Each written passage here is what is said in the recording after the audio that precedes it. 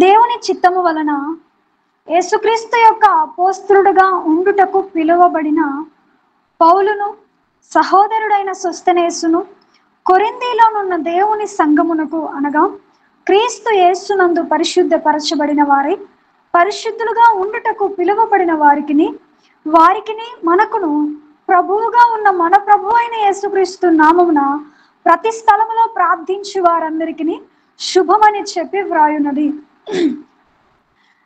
దేవుని చిత్తము వలన యేసుక్రీస్తు ప్రభు యొక్క అపోస్తలుడుగా ఉండుటకు పిలువబడ్డారు. నేటి దినాలలో కొందరి వాదన ఏమిటి అనంటే, అపోస్తలులైన వారు లేరు, కేవలం అపోస్తలులు 12 మంది మాత్రమే, వారు మాత్రమే అపోస్తలులు, సో ఇంకెవరు అపోస్తలులు కాదు అనే ఒక అపోహ కొంతమంది సావుకుల ద్వారా స్ప్రెడ్ అవుతూ ఉంది.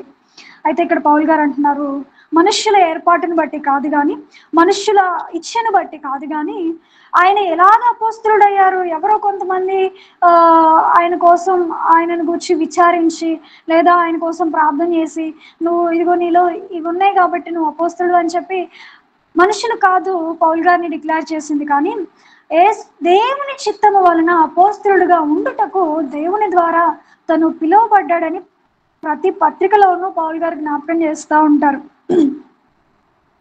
అపోస్తలుడు అనగా పంపబడిన వాడు, దేవుని చేత పిలువబడి ఏర్పరచబడి దేవుని సేవ కొరకు ప్రత్యేకించబడి పంపబడిన వారు అని అర్థం అన్నమాట.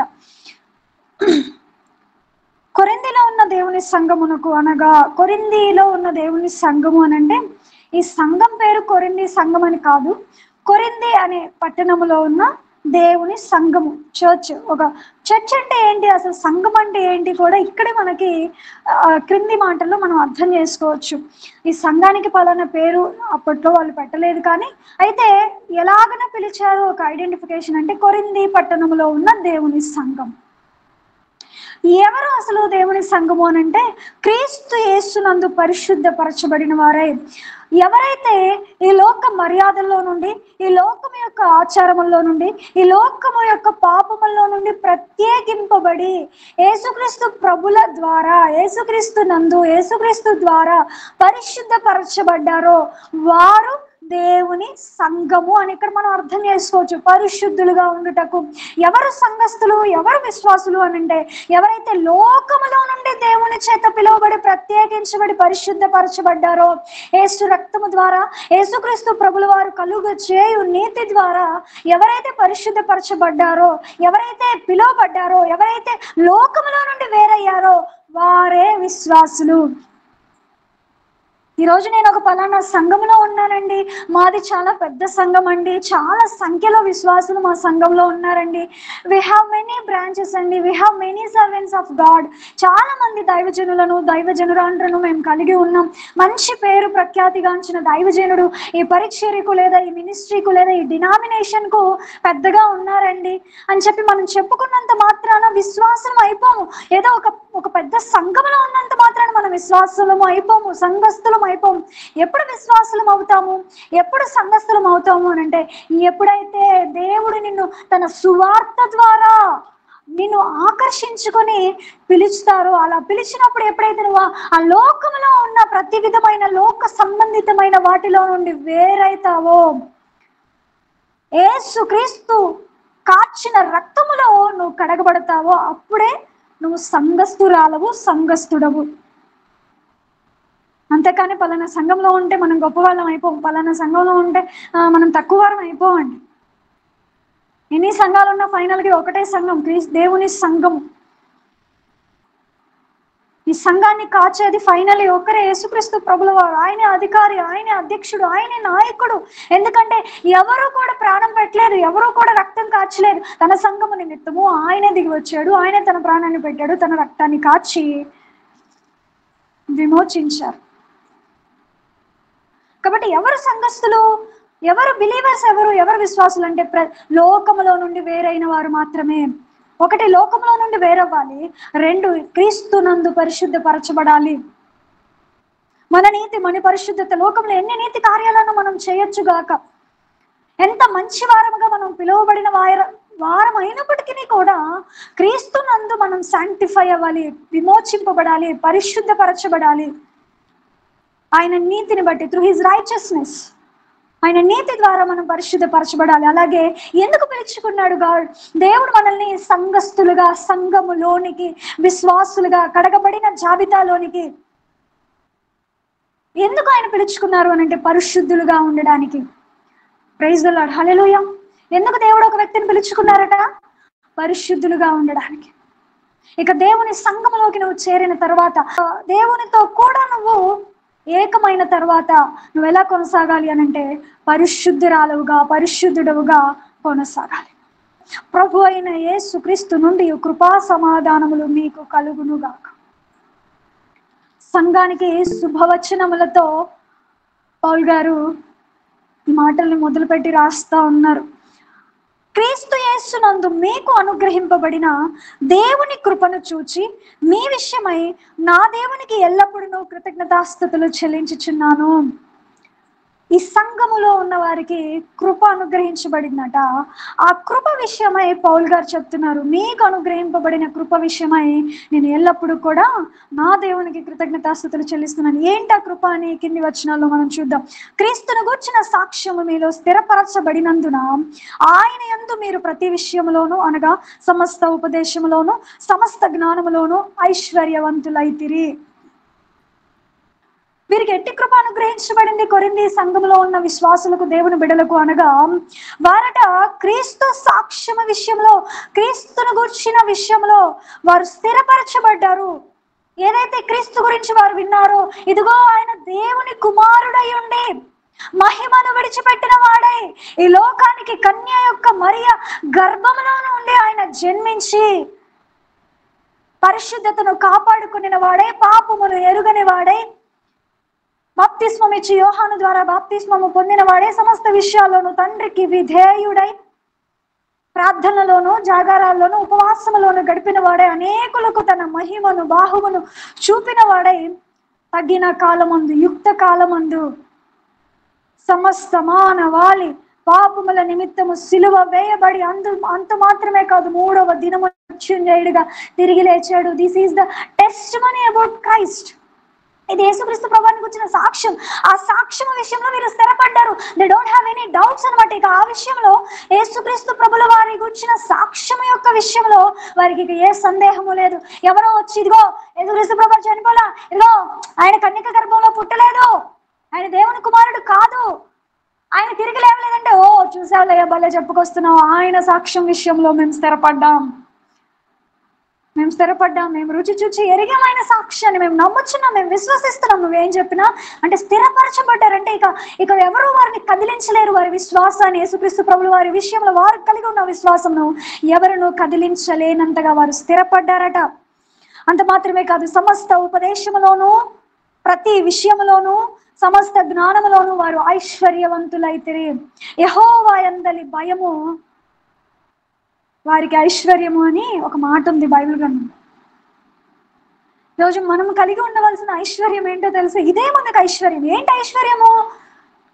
ఒకవేళ ఈ లోకంలో మనకి సొంత ఇల్లు లేకపోవచ్చు, సొంత గూడు లేకపోవచ్చు, మనకంటూ ఏది సొంతమైనది లేకపోవచ్చు, ఆస్తిపాస్తులు లేకపోవచ్చు, పొలాలు లేకపోవచ్చు, స్థలాలు లేకపోవచ్చు. కానీ మనం కలిగి ఉండాల్సిన ఐశ్వర్యం ఏంటో తెలుసా? సమస్త విధమైన జ్ఞానములోను, ప్రతి విషయం ఆయన యందు ప్రతి విషయంలోనూ, ఉపదేశములో మనం ఏమవ్వాలి? ఐశ్వర్యవంతులం అవ్వాలి, ఐశ్వర్యవంతులంగా అవ్వాలి. ఈ ఐశ్వర్యం స్థిరంగా ఉంటుందండి. ఈ లోకంలో మనం ఎంత సంపాదించుకొని వచ్చును గాక, కానీ ఏది రేపు మనతో కూడా రాదు, ఏది కూడా ఈ లోకంలో శాశ్వతంగా ఉండదు. మనమే శాశ్వతం కాదు, ఇక మనం సంపాదించినవి ఎలాగున్నా శాశ్వతం అవుతాయి. మనం ఏం సంపాదించాలి? క్రీస్తును గూర్చిన జ్ఞానము సంపాదించాలి. మనం ఏం సంపాదించాలి? ఆయన యందు ప్రతి విషయంలో మనం ఒక మెలకు కలిగిన వారమై ఉండాలి. ఉపదేశంలో ఒక మెలకు కలిగిన వారమై ఉండాలి. సరి అయిన ఉపదేశమును గట్టిగా పట్టుకుని వారమై ఉండాలి. ఆ ఉపదేశంలో ఎదగాలి. క్రీస్తును గూర్చిన జ్ఞానము యొక్క విషయంలో మనం ఎదగాలి అనుదినము. అదే మనకు ఐశ్వర్యము. అందుకే పౌలు గారు మిమ్మల్ని బట్టి ఎల్లప్పుడూ నేను నా దేవునికి కృతజ్ఞతాస్తుతులు చెల్లిస్తున్నాను. వై? బికాజ్ అంటే మీకు కలిగిన కృప. ఏంటి ఆ కృప అంటే వారు వారు లోక సంబంధంగా ఐశ్వర్యవంతులు కాలేరు, కానీ దేవుని జ్ఞానములో ప్రతి విషయంలో, ఆయన విషయమై ప్రతి విషయంలో, సమస్త ఉపదేశంలో వారు ఐశ్వర్యవంతులయ్యారు. యేసుక్రీస్తు ప్రభువాన్ని గూర్చిన సాక్ష్యము విషయంలో వారు స్థిరపరచబడ్డారు. గనుక ఏ కృపావరమునందును లోపము లేక మీరు మన ప్రభు అయిన యేసుక్రీస్తు ప్రత్యక్షత కొరకు ఎదురు చూచుచున్నారు. సో కృపావరము, కృప ద్వారా కలిగే ఏ వరము విషయంలో కూడా మీరు లోపము లేని వారై యేసుక్రీస్తు ప్రభువారి ప్రత్యక్షత అనగా దేవుని రాకడ కొరకు వారు ఎదురు చూస్తున్న సంఘముగా కొరింథీలో ఉన్న సంఘము ఉన్నదట. మన ప్రభు అయిన యేసుక్రీస్తు దినమందు మీరు నిరపరాధులై ఉండునట్లు అంతము వరకు ఆయన మిమ్మల్ని స్థిరపరచును. వారితో ఒక విశ్వాస సంబంధమైన మాట పౌలు గారు ఇక్కడ అంటున్నారు, ఆయనే మిమ్మను స్థిరపరచు. ఎందుకు? ఆయన దినమందు అనగా దేవుని రాకడ దినములో యేసుక్రీస్తు ప్రభువారు మహిమలో మధ్యాకాశములో ప్రత్యక్షమైనప్పుడు ఆయన ఎదుట మనము నిరపరాధులై ఉండినట్లు అంతం వరకు మనుషులు కాదు, దేవుడే మిమ్మల్ని స్థిరపరుస్తారు. మన ప్రభు అయిన యేసుక్రీస్తు అను తన కుమారుని సహవాసమునకు మిమ్మును పిలిచిన దేవుడు నమ్మతగినవాడు. ఏమంటున్నారు? ఇందాక మనం పై వచనంలో మరో ఒక మాట చదువుకున్నాం, పరిశుద్ధులుగా ఉండుటకు సంఘములోనికి ఆయన మనల్ని పిలిచాడు. అలాగే రెండవదిగా ఆయన కుమారునితో సహవాసం చేయడానికి. చెప్పండి ఎందు నిమిత్తము యేసుక్రీస్తు ప్రభువారు ఈ లోకములో నుండి నిన్ను పిలిచారు? To have the fellowship with the son of God. దేవుని కుమారుడైన యేసుక్రీస్తు ప్రభుల వారితో మనం సహవాసమును చేయుటకు, కలిగి ఉండుటకు తండ్రి అట మనల్ని పిలిచాడు. పిలవడం అంత మాత్రమే కాదు, మనల్ని పిలిచిన దేవుడు ఎవరని చెప్తున్నారు ఇక్కడ? ఆయన నమ్మతగినవాడు. మనుషులు ఎవరు నమ్మదగిన వారు కాకపోవచ్చు, పరిస్థితులను బట్టి మారచ్చు, కానీ మనల్ని పిలిచిన దేవుడు స్థిరమైన వాడు, నిన్న నేడు నిరంతరం ఏకరీతిగా ఉండ దేవుడు. ఆయన నమ్మదగిన దేవుడు, నమ్ముకోనదగిన దేవుడు అండి. చాలా మంది అంటారు, ఎవరిని నమ్మబుద్ధి కావట్లేదండి, ఎవరిని నమ్మాలన్న భయం వేస్తుంది.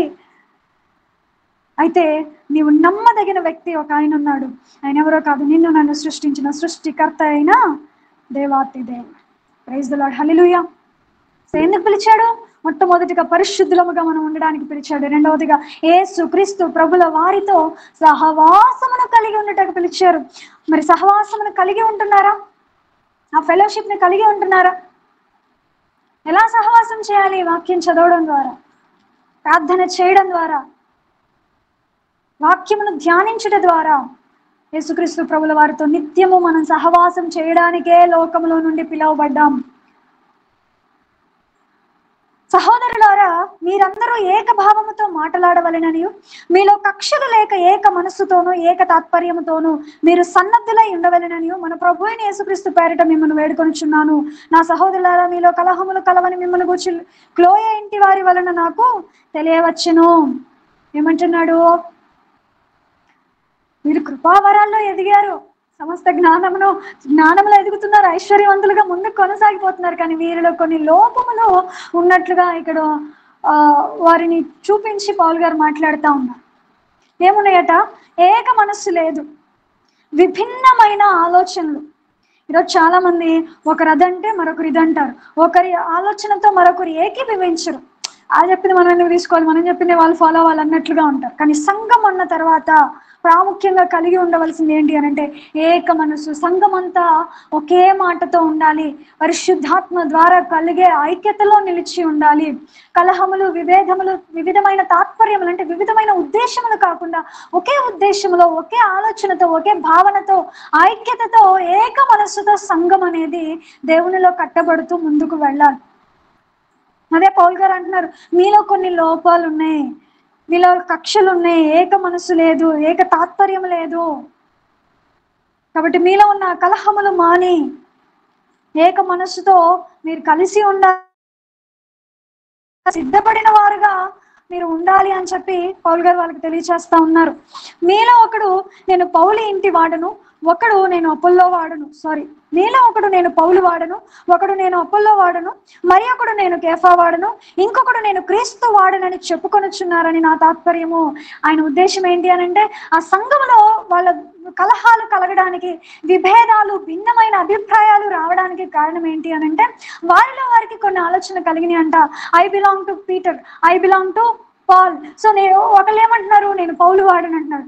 ఇంకొకళ్ళు ఏమంటున్నారు, నేను పేతురు వాడను అని చెప్పేసి అంటున్నారు. ఈ రోజుల్లో కూడా అంతే కదా, సంఘాలలో మేము ఫలానా వాళ్ళం, మేము ఫలానా వాళ్ళం. రేపు మన ఫలానా అనే దానిని బట్టి పరలోక రాజ్యంలో మనకి ఎంట్రన్స్ లేదు, కానీ మనం క్రీస్తు వారం అయితేనే పరలోక రాజ్యంలో మనకి ఎంట్రన్స్ ఉంటుంది. సహవాసము నిమిత్తము, నీవు బోధింపబడు నిమిత్తము, నీవు సిద్ధపరచబడు నిమిత్తము ఆయా సేవకులను ఆయా సంఘాలుగా దేవుడు నియమించి ఇచ్చాడు తప్ప వాళ్లే నీకు పర్మనెంట్, వాళ్లే నీకు సమస్తం అన్నట్లుగా లేదండి. అందుకే పౌలు గారు అంటున్నారు, క్రీస్తు విభజింపబడి ఉన్నాడా? పౌలు మీ కొరకు సిలువ వేయబడిన పౌలు నామమున మీరు బాప్తిస్మం పొందితిరా. ఎందుకు మీరు నేను వాళ్ళ వ్యక్తిని, నేను వీళ్ళ వ్యక్తిని, మా అయ్యగారు గొప్ప, మా అయ్యగారు గొప్ప. ఇప్పుడు వాళ్ళ గొడవ ఏంటి, మా అయ్యగారు గొప్ప, మా అయ్యగారు గొప్ప, మా అయ్యగారిని ఏమంటే ఊరుకోము, అదే వాళ్ళ గొడవలు. పౌలు గారు అంటున్నారు, ఎందుకయ్యా, ఎందుకమ్మా, మీరందరూ తుదకు ప్రభువుకు చెందిన వారు. ఆయన ఎవరు, నేను నీకోసం సిలువ వేయబడ్డానా, లేకపోతే మరొకరు మీకోసం సిలువ వేయబడ్డారా? నేనేమన్నా రక్తం కాచానా, లేకపోతే మరొకరు ఎవరైనా మీ కొరకు రక్తం కాచారా? మీ కొరకు సిలువ వేయబడింది యేసుయే, మీ కొరకు రక్తము కాచింది యేసే. కనుక మనమందరము క్రీస్తు వారము అని చెప్తున్నాడు ఇక్కడ. సో ఏ సంఘానికి చెందిన వారమైనా తుదకు సార్వత్రిక సంఘములో చేరిన వారమై ఒకే సంఘముగా క్రీస్తు శరీరం అనే శరీరములో ఒక్కొక్కరము ఒక్కొక్క భాగముగా కలిసి మిళితమై ఉండవలసిన వారమే. దేవునికి స్తోత్రం కలుగును గాక. నా నామమున మీరు బాప్తిస్మము పొందితిరని ఎవరైనాను చెప్పకుండానట్లు క్రిస్పునకును గాయకును తప్ప మరి ఎవరికి నేను బాప్తిస్మం ఇవ్వలేదు. అందుకై దేవునికి కృతజ్ఞతాస్తుతులు చెల్లించుచున్నాను. నా నామమున అని అంటే అక్కడ అర్థం ఏంటంటే పౌలు నామంలో బాప్తిస్మం ఇచ్చాడని కాదండి. అంటే ఎవరైనా పౌలు నాకు బాప్తిస్మం ఇచ్చాడు, పౌలు గారి చేత నేను బాప్తిస్మం తీసుకున్నానని ఎవరో నా గురించి చెప్పి, లేకపోతే నన్ను ఇది చేయడానికి ఒక అవకాశం లేకుండా నేను పెద్దగా ఏం బాప్తిస్మాలు ఇవ్వలేదు. నేను ఇచ్చింది 2-3 మాత్రమే. క్రిస్పు అనే వ్యక్తికి ఇచ్చాను, గాయి అనే వ్యక్తికి ఇచ్చాను, తర్వాత స్టెఫనీ ఇంటి వారికి బాప్తిస్మం ఇచ్చితిని. వీరికి తప్ప మరి ఎవరికైనా నువ్వు బాప్తిస్మం ఇచ్చితినేమో నేను ఎరుగను. సో అతి తక్కువ మందికే నేను బాప్తిస్మం ఇచ్చాను కాబట్టి, సో దానిని బట్టి కూడా నేను దేవునికి కృతజ్ఞతాస్తుతులు చెల్లిస్తున్నాను అంటున్నారు పౌలు గారు. బాప్తిస్మం ఇచ్చుటకు క్రీస్తు నన్ను పంపలేదు కానీ క్రీస్తు యొక్క సిలువ వ్యర్థము కాకుండానట్లు. అంటే కేవలం నేను వచ్చేదో చెప్పేసి మీకు బాప్తిస్మం ఇచ్చేసి బాప్తిస్మాలు ఇవ్వాలి అనే తాత్పర్యంతోనే నేను రాలేదు. నా ఉద్దేశం అది కాదు. కానీ దేవుడు నన్ను ఎందు నిమిత్తం పంపాడు అనంటే క్రీస్తు యొక్క సిలువ వ్యర్థము కాకుండానట్లు వాక్చాతుర్యము లేకుండా సువార్త ప్రకటించుటకే ఆయన నన్ను పంపెను. సేవకులందరూ ఒకేలాగా ఉండరండి. వారికి దేవుడిచ్చిన తలాంతులను బట్టి, వారికి దేవుడిచ్చిన కృపలను బట్టి ఆ పరిధిలో వాళ్ళు వాడబడతారు. అంతేకాని వారికిలాగా వీరు, వీరికిలాగా వారు వాడబడాలి అని చెప్పి పోలికల పొంతలను పెట్టుకొని వారు గొప్పవారు, వీరు చిన్నవారు, వారు తక్కువ వారు, వీరు పెద్దవారు అని చెప్పి మనం వారికి కాటా వేసి తూకం వేసి వారి బరువును మనం తోర్చుకోవద్దు. ప్రభు ఎక్కడా కూడా చిన్న సేవకులు పెద్ద సేవకులను బైబిల్ ఎక్కడ మాట్లాడలేదండి. ఘనులు అల్పులనే మాట్లాడారు. ఎవరు ఘనులు ఎవరు అల్పులు అంటే ఆ విషయం మళ్ళీ వేరే టాపిక్లోకి వెళ్ళిపోతుంది. ప్రభు చిత్తం అయితే మరొకసారి నేను మీతో ఆ మాటలు తెలియపరుస్తాను. సో ఎందుకు పౌలు గారి పట్ల దేవునికి ఉన్న ఉద్దేశం ఏంటి అని అంటే, వాక్చాతుర్యం లేకుండా, అనగా ఇంపైన తీయనైన ఆకర్షించే ఏదో లోకపరమైన జ్ఞానంతో కూడిన వాక్చాతుర్యంతో సువార్త ప్రకటించడానికి కాదు, కానీ వాక్చాతుర్యము లేకుండా జ్ఞానముతో, క్రీస్తు అనుగ్రహించు జ్ఞానముతో నేను స్వార్థ ప్రకటించుట కొరకే పంపబడ్డాను. సిలువను గుర్చిన వార్త నశించుచున్న వారికి వెరితనము గాని రక్షింపబడుచున్న మనకు దేవుని శక్తి. ఏమంటున్నాడు ఇక్కడ పౌలు గారు? సిలువను గుర్చిన వార్త నిజమే. ఈరోజు చాలా మంది వెరితనంగా మాట్లాడుకుంటున్నారు, వెరితనంగా తీసుకుంటున్నారు. 3 మేకలు పీక్కోలేని వాడు మిమ్మల్ని ఏమి రక్షిస్తాడు? సిలువను వారు నశించిపోయేవారు కాబట్టి వారికి ఎలా కనిపిస్తుంది? సిలువ వెర్రితనముగా కనిపిస్తుంది. కానీ రక్షింపబడుచున్న మనకైతే సిలువ ఏమై ఉన్నది? దేవుని శక్తి అయి ఉన్నది. ప్రైజ్ ది లార్డ్, హల్లెలూయా. సిలువను గుర్చిన ధ్యానము అనునిత్యము మనం చేయాలి. కేవలం ఏదో బల్లారాధనప్పుడు మాత్రమే, ప్రభు బల్లలో మనం పాలు పంపులు పొందేటప్పుడు మాత్రమే ఆయన సిలువ త్యాగాన్ని గుర్తు చేసుకోకూడదు. కానీ సిలువలో అసలు ఏం జరిగింది, సిలువలో యేసుక్రీస్తు ప్రభు వారు నీ కొరకు నా కొరకు ఏం చేశారని ధ్యానిస్తున్నప్పుడు లిటరలీ దేవుని శక్తి చేత మనం నింపబడతాం. ఒక నిరీక్షణ, ధైర్యము, ఆదరణ మనకు కలుగుతాయి. ఏమి జరిగింది సిలువలో అనేది చాలా చాలా చాలా చాలా ప్రాముఖ్యమైన విషయం. సిలువే కదా క్రైస్తవ్యానికి ఆధారం. ప్రభువే రాకుంటే, సిలువ వేయబడకుంటే, శ్రమలు సహింపకుంటే, రక్తము కార్చుకుంటే, తిరిగి లేవకుంటే ఈరోజు మనం ఈ విధముగా భక్తి చేయవలసిన అవసరం లేదు. ఈ విధముగా సమస్తమును విడిచిపెట్టేసి ప్రభు కోసం జీవించిన అవసరం లేదు. ధ్యానం చేయండి. నేను ఆ పాయింట్ రాసుకున్నాను. సిలువను గుర్చిన ధ్యానం అత్యవసరం దేవుని బిడ్డలకు. ఎందుకంటే శక్తి కలుగుతుంది, బలము కలుగుతుంది. మన శ్రమలలో సిలువను గూర్చి ధ్యానం చేస్తున్నప్పుడు ఆదరణ కలుగుతుంది, ఒక ధైర్యం కలుగుతుంది. మన వ్యాధులలో సిలువను గూర్చి ధ్యానం చేస్తున్నప్పుడు ఒక నిరీక్షణ కలుగుతుంది. కనుక సిలువను గూర్చిన ధ్యానం అవసరం అండి. ప్రతిరోజు ఖచ్చితంగా మోకాలు వేసినప్పుడు కొద్ది నిమిషాలైనా ఆలోచన చేయండి, ఏం చేశారో ప్రభు నీ కోసం సిలువ మీద. తద్వారా నీకేం కలిగిందో ఆలోచన చేయాలి, వాటిని ధ్యానం చేయాలి. అది అప్పుడు మనకు శక్తిని కలుగు చేస్తుంది. ఇందు విషయమై జ్ఞానుల జ్ఞానమును నాశనము చేతును, వివేకుల వివేకమును శూన్యపరుతును అని వ్రాయబడి ఉన్నది. నిజమే కదా. లోక జ్ఞానుల యొక్క జ్ఞానం ఏమైపోతుంది?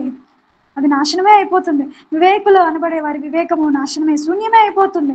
జ్ఞాని ఏమయ్యను, శాస్త్రి ఏమయ్యను, ఈ లోకపు తర్కవాది ఏమయ్యను? ఈ లోక జ్ఞానమును దేవుడు వెరితనముగా చేసి ఉన్నాడు కదా. ఈ లోక జ్ఞానాన్ని దేవుడు ఏ విధంగా చేశారట?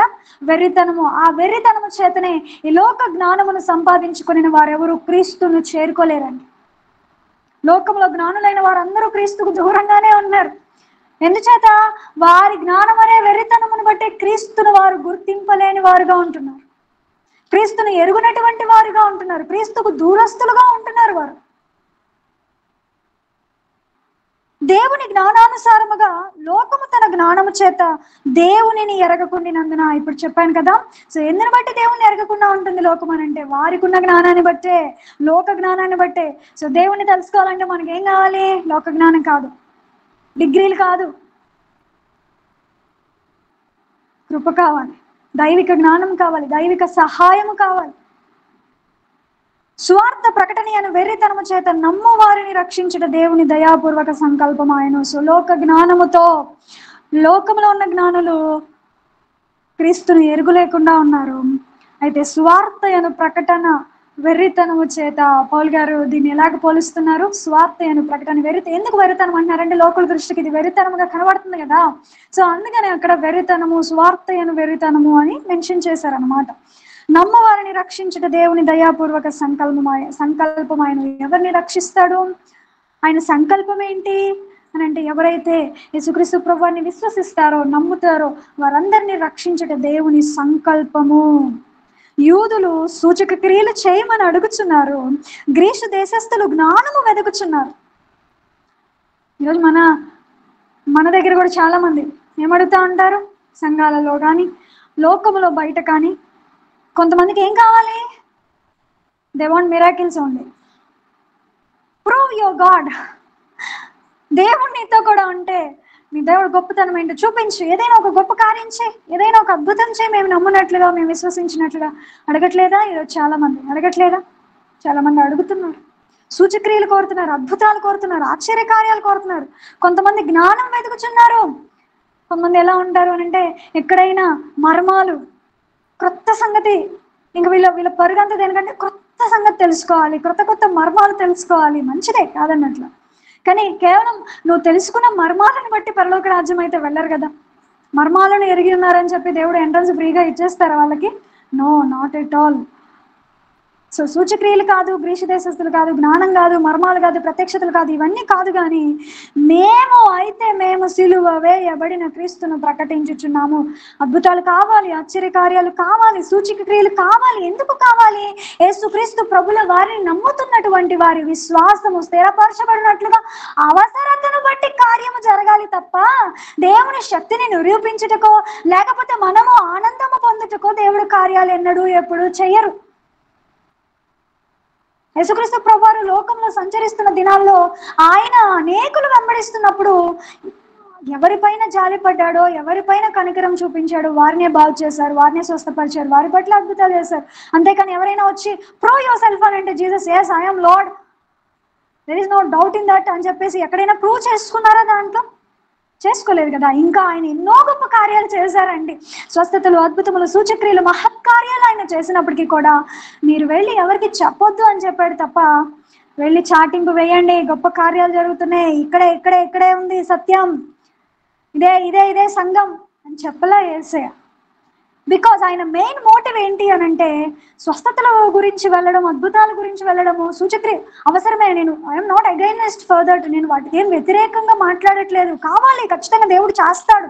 దేవుడు సజీవుడు, అవసరాన్ని బట్టి సమయాన్ని బట్టి ఆయన కార్యాలు చేస్తాడు, ఆయన శక్తిని నిరూపిస్తాడు, కాదనట్లేదు. కాకపోతే మన మెయిన్ టార్గెట్ ఏంటంటే సువార్త ప్రకటన, పరలోక రాజ్యమును గుర్చిన వార్త, నశించిపోతున్న వారు రక్షింపబడాలనే సిలువను గుర్చిన వార్త మనం ప్రకటించడమే క్రైస్తవుల యొక్క మెయిన్ మోటివ్ అయి ఉండాలి. మన పునాది అదే అయి ఉండాలి. ఆయన యూదులకు ఆటంకముగాను అన్య జనులకు వెర్రితనముగాను ఉన్నాడు. కానీ యూదులకేమి గ్రీసు దేశస్థులకేమి పిలువబడిన వారికే క్రీస్తు దేవుని శక్తియును దేవుని జ్ఞానమునై ఉన్నాడు. ఆయన యూదులకు ఎలా ఉన్నారు? నిజమే, ఆటంకంగా ఉన్నారు. ఎందుకంటే వారు యేసుక్రీస్తు ప్రభుల వారిని గుర్చిన విషయంలో అనేకమైన సందేహాలు, సంశయాలు వారు పెట్టుకుని ఆయనను విశ్వసింపని వారుగా, యూదులకు ఆయన ఒక ఆటంకముగా, అడ్డుబండగా ఉన్నాడు యేసుక్రీస్తు ప్రభుల వారు. అలాగే గ్రీసు దేశస్థులకేమి, యూదులకేమి, అన్యజనులకు ఆయన ఎలా ఉన్నారట? వెర్రితనముగా ఉన్నారు. ఎందుకు? రే బాబోయ్, ఆయన ఎవరు? ఫలానా వాళ్ళ దేవుడు రా, యూదుల దేవుడు, వాళ్ళు ఆయన్నే గెంటేశారు, మీరెందుకురా బాబు ఆయన స్వీకరిస్తున్నారని గేలి చేయట్లేదా? వెర్రితనముగా మాట్లాడట్లేదా మనల్ని? అన్యజనులకు ఆయన వెరితనముగా ఉన్నాడు, యూదులకు ఆటంకంగా, అడ్డుబండగా ఉన్నాడు. కానీ యూదులకేమి, గ్రీసు దేశస్తులకేమి, అన్యులకేమి, ఎవరికైతే నేను పిలవబడిన వారికి, ఎవరైతే దేవుని చేత పిలువబడ్డారో వారికట క్రీస్తు ఏమై ఉన్నాడు? దేవుని శక్తియును దేవుని జ్ఞానమునై ఉన్నాడు. ఈరోజు మనం పిలువబడ్డాం కాబట్టే దేవుని శక్తిని మనం అనుభవించగలుగుతున్నాం. ఈరోజు మనం పిలువబడ్డాము కాబట్టి దేవుని జ్ఞానమును మనం చూడగలుగుతున్నాం, అనుభవించగలుగుతున్నాం. సో ఎవరైనా సరే దేవుని గురించి అర్థం చేసుకోలేకుండా ఉన్నారు, వెరితనంగా మాట్లాడుతున్నారు, గేలి చేస్తున్నారు, అపహాస్యం చేస్తున్నారంటే వాళ్ళు పిలువబడలేదని అర్థం. ఇంకంతే కదా. లేదా పిలువబడిన ఆ పిలుపును వారు తృణీకరించారని అర్థం, త్రోసివేశారని అర్థం. దేవుని వెర్రితనము మనుష్యుల జ్ఞానము కంటే జ్ఞానము గలది, దేవుని బలహీనత మనుష్యుల బలము కంటే బలమైనది. ఇక్కడ వెర్రితనము అని మాట్లాడుతున్నాడు. వెర్రితనము సిలువను గురించి, సిలువ ప్రకటన వెర్రితనం అన్నారు పౌలు గారు. అలాగే సువార్త ప్రకటన వెర్రితనం అన్నాడు. సో దేవుని వెర్రితనం అంటే అక్కడ దాని అర్థం ఏంటంటే దేవుడికి వెర్రితనం ఉందని కాదండి అర్థం. దేవునికి ఆయన కలిగి ఉన్నది ఏంటి? మనుష్య జ్ఞానము కంటే జ్ఞానము కలిగింది ఏంటి?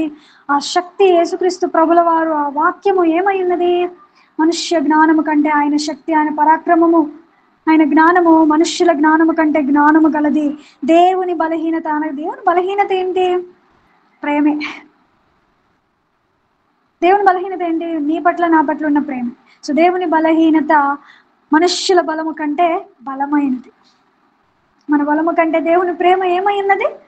బలముగా ఉన్నది, బలమై ఉన్నది, ఇంకా బలమై ఉన్నది. దీన్ని పట్టుకొని కొంతమందికి దేవునికి కూడా బలహీనతలు ఉన్నాయా, దేవుడు కూడా వెర్రితనం ఉందా అని చెప్పి అనుకుంటారు. కాదు, అది ఆధ్యాత్మికంగా ఏ మాటనైనా సరే బైబిల్ ధ్యానం చేసేటప్పుడు ఆధ్యాత్మికంగానే మనం ధ్యానం చేయాలి. మనుష్య జ్ఞానంతోనో సాతాను జ్ఞానంతోనో బైబిల్ చదివారంటే, లోక జ్ఞానంతో బైబిల్ చదివారంటే ఇట్ లీడ్స్ టు డిస్ట్రక్షన్, పతనానికి దారితీస్తుంది. సో కాబట్టి దేవుని ఆత్మ సంబంధమైన సహాయంతో, జ్ఞానంతో మాత్రమే బైబిల్ చదవాలి. సహోదరులారా, మిమ్మును పిలిచిన పిలుపును చూడుడి, మీలో లోకరీతిని జ్ఞానులైనను ఘనులైనను గొప్ప వంశము వారైనను అనేకులు పిలువబడలేదు. కానీ నిజమే కదా. ఆయన యొద్దకు పిలువబడిన వారిలో, ఆయన యొద్దకు ఆకర్షింపబడిన వారిలో, లోకరీతిగా చూసుకున్నట్లయితే లోకంలో ఉన్న అనేకులు లేరు, కానీ అనేకులు ఉన్నారు. జ్ఞానంగల్లా వాళ్ళు కూడా పిలువబడ్డారు, వారు కూడా వస్తున్నారు, దేవుని స్వీకరిస్తున్నారు. కానీ అనేకులు ఎలాగున్నారు అని అంటే ఘనులుగా లేరు, నీచులుగా ఉన్నారు, గొప్ప వంశపు వారు కారు. సో మనల్ని దేవుడు పిలిచిన పిలుపు ఏంటో చూడండి. నిజమే, లోకరీతిని మనం జ్ఞానులం కాదు, ఘనులం కాదు, గొప్ప వంశపు వారము కాదు. ఏ శరీరయు దేవుని ఎదుట అతిశయింపకుండునట్లు జ్ఞానులను సిగ్గుపరచుటకు లోకములో నుండి వెర్రి వారిని దేవుడు ఏర్పరచుకొని ఉన్నాడు. దేవుడు మనల్ని ఎలా పిలుచుకున్నారట? జ్ఞానులను సిగ్గుపరచడానికి. దేవుని ఆలోచనలు ఎప్పుడూ కూడా చాలా ఆశ్చర్యంగానే ఉంటాయండి. మన మనుష్య జ్ఞానం వేరు, దేవుని జ్ఞానం వేరు. మన ఆలోచనలు వేరు, అసలు దేవుని ఆలోచన వేరు. మన తలంపులు వేరు, దేవుని తలంపులు వేరు. ఒక ఆఫీస్లో ఎంప్లాయీస్ కావాలి, మనం ఎవరిని చూస్ చేసుకుంటాం చెప్పండి? మంచిగా చదివి ఫస్ట్ క్లాస్లో పాస్ అయ్యి మంచి పర్సంటేజ్ తెచ్చుకొని కాస్త కమ్యూనికేషన్ స్కిల్స్, అలాగే రకరకాలైన స్కిల్స్ చూసుకొని ఎవరైతే బాగుంటారో, ఎలిజిబుల్ క్యాండిడేట్స్గా అనిపిస్తారో వారిని మాత్రమే ఎంపిక చేసుకుంటారు ఒక కంపెనీలో పని చేయాలంటే. కానీ దేవుని ఎంపిక ఎలా ఉంది అని అంటే, లోకములో ఉన్న జ్ఞానులను సిగ్గుపరచడానికట. ఎందుకు అనంటే, ఏ శరీరో నా జ్ఞానం ఉంది, నేను బాగా మాట్లాడగలను, నేను బాగా రిచ్ ఫ్యామిలీలో మంచి నీతి కలిగిన వంశంలో పుట్టాను, నేను బాగా గనురాలుగా లేకపోతే గనుడుగా ఉన్నాను అని చెప్పి ఎవరో కూడా దేవుని ఎదుట అతిశయింపకుంటున్నట్లు జ్ఞానులను సిగ్గుపరచుటకు లోకములో నుండి వెర్రివారని, అనగా మనమే వెర్రివారము దేవుడు ఏర్పరచుకుని ఉన్నాడు. బలవంతులైన వారిని సిగ్గుపరచుటకు లోకములో బలహీనులైన వారిని దేవుడు ఏర్పరచుకుని. నిజమే, మన బలహీనులమే.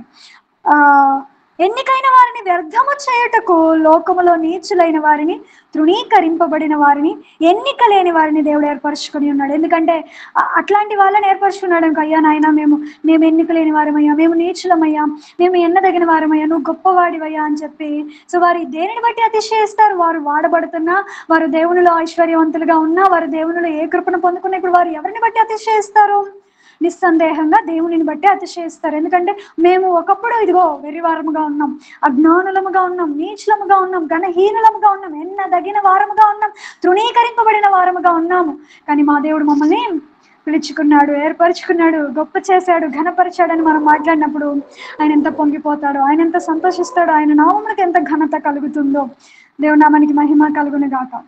సో దేవుని ఏర్పాటు ఎప్పుడు కూడా అలాగే ఉంటుంది. కొంతమంది సందేహిస్తూ ఉంటారు, నన్నా దేవుడు పిలుస్తుంది, నన్నా దేవుడు రక్షించుకుంది, నన్నా పరిచర్య కొరకు దేవుడు ప్రత్యేక పరిచింది అని చాలా మందికి సందేహాలు ఉంటాయి. అవును, మనల్ని ఏమి చూసి అనంటే ఏమీ లేదు, మనలో చూడడానికి ఏమీ లేదు, ఏ మంచి మనలో లేదు. కానీ మంచివాడైన దేవుడు తన మంచిని మనలో కలిగించుటకు, మనలను ఈ లోకంలో ఉన్న వారిని సిగ్గుపరచడానికి మనలను ఆయన ఏర్పరచుకుని ఉన్నాడు. దేవుని నామానికి మహిమ కలుగును గాక. ఆమేన్.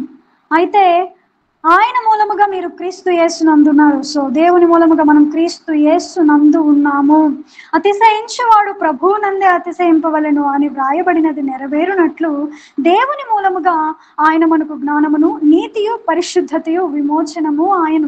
సో మనము దేవుని అందే అతిశయించినట్లుగా, ప్రభువునందే అతిశయించినట్లుగా తండ్రి ద్వారా యేసుక్రీస్తు ప్రభుల వారు మనకి ఏమై ఉన్నారట? జ్ఞానమై ఉన్నారు.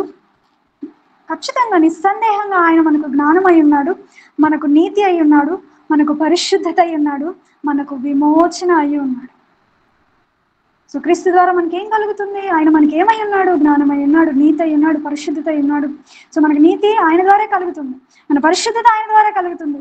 మనం ఏదైనా నీతి కలిగి ఉన్నాం, భక్తి చేస్తున్నాం, పరిశుద్ధంగా జీవిస్తున్నాం అంటే it's because only of Christ, not because of our strength, not because of our. ఆయనను బట్టే మనం పరిశుద్ధత ఉన్నాం, ఆయనను బట్టే మనం విమోచింపబడిన జనాంగమై ఉన్నాము. Praise the Lord, hallelujah. So ఈ మొదటి అధ్యాయంలో మనం ధ్యానం చేసుకున్న విషయాలు చూస్తే, సంఘం అంటే ఎవరు, సంఘములో దేని కొరకు దేవుడు పిలుచుకున్నారు? పరిశుద్ధులుగా ఉండడానికి, క్రీస్తుతో సహవాసం చేయడానికి. అలాగే సంఘంలో ఉన్నవారు ఏక మనస్సు, ఏక తాత్పర్యము, ఐక్యత, ఏక భావము కలిగిన వారు, విభేదాలు లేని వారుగా ఉండాలని, క్రీస్తుకు సంబంధించిన విషయంలో సంఘస్థులు ఐశ్వర్యవంతులుగా ఉండాలని, అలాగే సిలువను గుర్చిన వార్త ఏంటో, సిలువలో మనకు శక్తి కలుగుతున్నదని, రక్షింపబడుతున్న మనకు, విశ్వసిస్తున్న మనకు సిలువలో శక్తి కలుగుతుందని. లోక జ్ఞానము మనకు లేదు. లోక జ్ఞానాలకు సంబంధించిన వారు మనం కాదు, కానీ దైవిక జ్ఞానముతో మనల్ని నింపుటకు, లోకంలో నుండి దేవుడు మనల్ని ఏదో మనం గొప్పవారమని, ఘనులమని కాదు, కానీ ఎన్నిక లేని వారము, నీచులము, తృణీకరింపబడిన వారము, అజ్ఞానులము దేవుడు మనల్ని ఏర్పరచుకున్నారు, పిలుచుకున్నారు ఆయన సహవాసానికి, పరిశుద్ధులుగా ఉండడానికి అని గుర్తించి ప్రభువునందు అతిశయిస్తూ ప్రభువులో వర్ధిల్లుతూ ముందుకు వెళ్ళాలని ప్రభు పేరిట మీకు ఈ మాటలు తెలియచేస్తా ఉన్నాను. ఈ బైబిల్ స్టడీలో దేవుడు మనకు తెలియజేసిన ఈ మాటలన్నింటినీ కూడా ప్రకటించిన నాలోను, విన్న మీ అందరిలోనూ ప్రభు నీరు కట్టి ఫలింపచేసి ఆశీర్వదించును గాక. ఆమేన్, ఆమేన్.